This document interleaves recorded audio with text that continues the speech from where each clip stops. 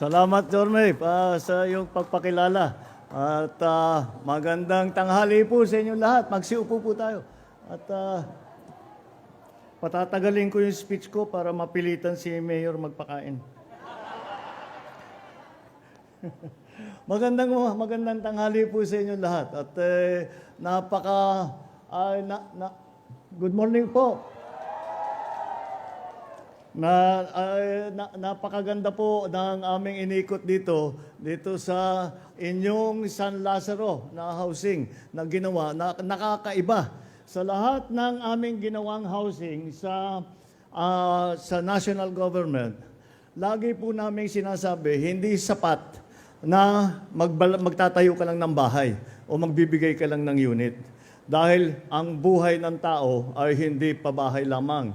Kung hindi, kailangan malapit, mayroong serbisyo. Ito, ngayon lang ako nakakita na mayroong health center sa loob.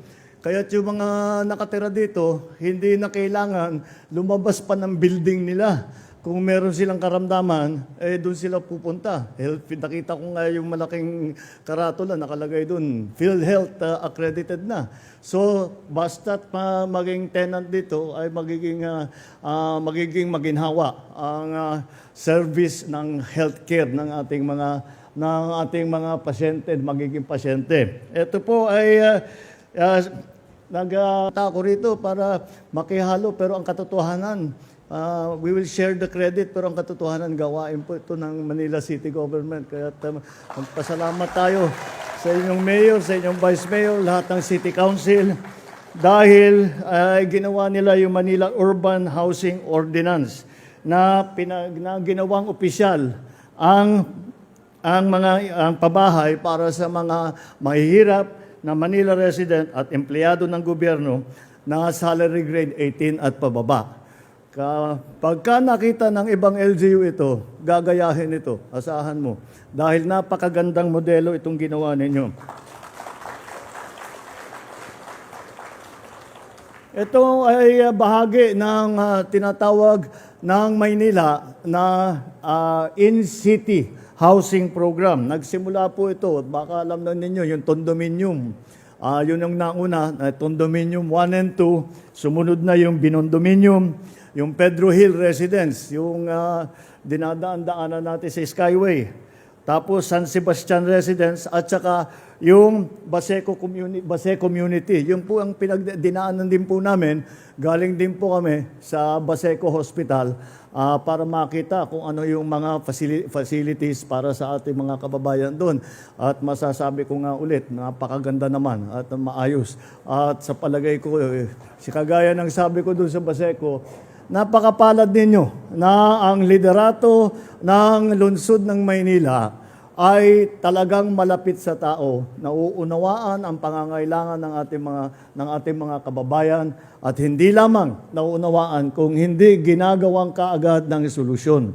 Naiinggit nga ako, sinasabi ni Jorme, yung isang housing na ginawa na sa 3 months. Ilang unit yun? 200 plus units. Panaginip lang sa amin yun sa NHA at saka sa DSUD na ganun kabilis. Kailangan na magpaturo kami sa inyo kung paano ginagawa yan. Ikaw na mag-in-charge doon para mabilis ang pabahay natin. Kaya naman po, ay makikita natin na kapag magandang ugnayan ng local government, ng national government, andito po, Land Bank, sila po nagpondo nito. Mula nagsimula pa po ito nung pandemya. Kaya natapos din at ito ay makikita natin, magiging napakahalaga ang ganitong klaseng mga pasilidad para sa ating mga kababayan na may pabahay, at maraming mga serbisyo. At inakyat pa namin, may swimming pool pa doon sa taas eh. Parang social, para ako nasa Makati. Parang hindi naman isipin na makakita tayo ng ganito sa socialized housing. Ganito kabilis, ganito kaganda. At dapat nga magpasalamat tayo na mayroon tayong ganito at yung mga inspirasyon na nagdala ng ganitong klaseng facility dito ay dapat natin pasalamatan at ito ay kasama po sa aming programa bilang sa national government dito. Kaya po ako'y nandito. Kahit hindi national government project po ito, ay gusto kong ipakita sa lahat ng taong bayan na ito ang maaari nating gawin. Basta't magandang ugnayan, basta't magandang ang pag-coordinate ng national at saka local government, marami tayong magagawa. Ito, local government pa lang, pag pinagsama mo pati, yan na nga, yung mga funding, yung mga pondo na manggagaling sa national government, yan po, ay makikita po ninyo, ay napakalaki ang magiging benepisyo sa ating mga kababayan. Kaya po, ay congratulations po sa inyong lahat, sa lalo na yung mga maninirahan dito sa napakaganda na San Lazaro Residence dito po Santa Cruz. Kaya alam niyo po, ito po inaalala namin lagi yung housing dahil kawawa rin ang ating mga kababayan at kakulang-kulang yung housing. Pinaalala sa akin ni Jorme, yung housing dito, yung luma dito, Bliss pa ito. Yung mga bata, hindi na nila alam yung Bliss. Tinayo ng mother ko, si Imelda yan. Panahon pa ng mother ko yan.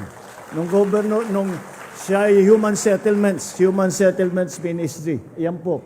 At diyan po namin natutunan, nung panahon ng mother ko, yung Human Settlements. Kaya hindi, ang title po ng kanyang departamento, hindi housing. Ang departamento was at the time at saka nabalik is gumagawa sila, hindi lamang nagpapatayo ng bahay, kung hindi isang komunidad. Kaya human settlements. Dahil tama rin naman, hindi ko basta maglalagay ka ng ilang bahay sa bundok, wala namang trabaho, wala nang walang palengke, walang simbahan, walang eskwelahan. Mahirap.